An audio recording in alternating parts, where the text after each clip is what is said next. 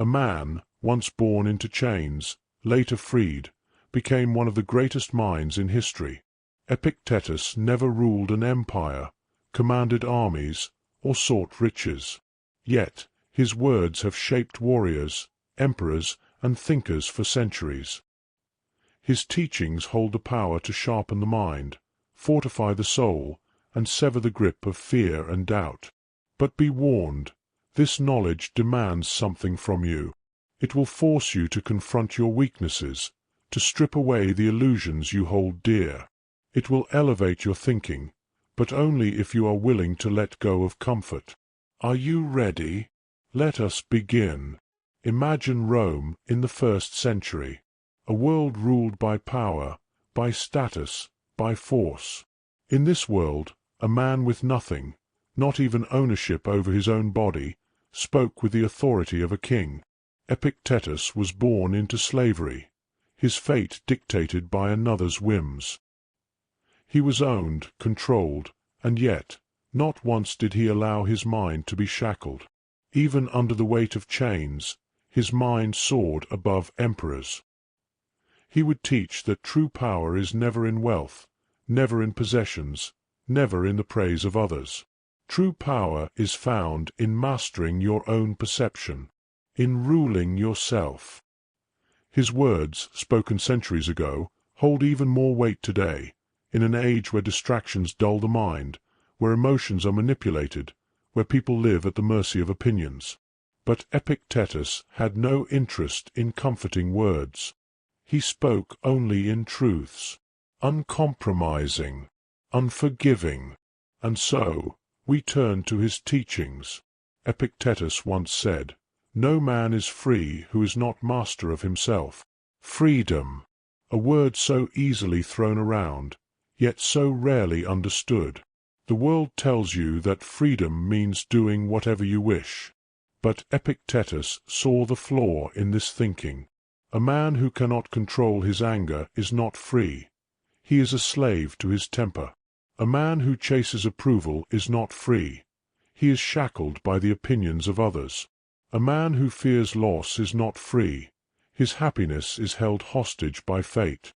True freedom, Epictetus teaches, is self-rule. Not being ruled by impulse, not being ruled by fear, but standing unmoved, no matter what storm rages around you. So ask yourself, who commands your thoughts, your emotions, your desires? If it is not you, then you are not free. He also said, it's not what happens to you, but how you react to it that matters. This is where many fail. They hear this and assume Stoicism is about passively accepting all things, about surrendering to fate without resistance. But that is not the lesson. Epictetus did not teach submission, he taught control. He understood that life would bring hardship, betrayal, even cruelty. But he also knew that within every event, every trial, there is a choice. You can curse the sky, weep for what is lost, demand that life be fair, or you can decide in that moment that you will not be broken.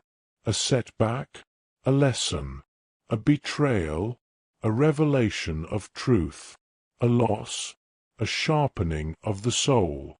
The world may take much from you, but it cannot take your ability to choose how you respond. And that is the power of the Stoic mind. Epictetus often warned against clinging to things outside of our control. You are but an actor in a play. The director decides your role. Play it well. Does this mean you should surrender? No. It means you must understand what is within your grasp and what is not. Your effort, yours. Your discipline, yours. The opinions of others, the turning of fortune, the will of time, not yours. A man wastes his days in anger over things he cannot change. A Stoic focuses on the battle he can win, the war within himself. This is why Epictetus held no resentment for the life he was born into. A slave, yes, but his mind, his spirit, untouchable. Epictetus left no written works of his own. His words survived only because they were so powerful that his students recorded them. And now, centuries later, they reach you. So now, ask yourself, what do you allow to control your mind? What chains do you still wear, unaware? Power, in the Stoic sense, is not about ruling over others. It is about ruling over yourself, about knowing what is truly yours and what never was, about choosing strength where others choose weakness. Take his words, but do not merely listen. Live them. Strengthen your mind, refine your thinking, and hold yourself to a higher standard than the world demands. The wisdom of Epictetus belongs to those who are ready to grasp it. Are you? If these teachings challenge you, if they awaken something within you, then embrace them. Let me know in the comments which Stoic teaching has impacted you the most. And if you seek more, subscribe and step further into the world of Stoic wisdom. The path is yours to walk. Now begin.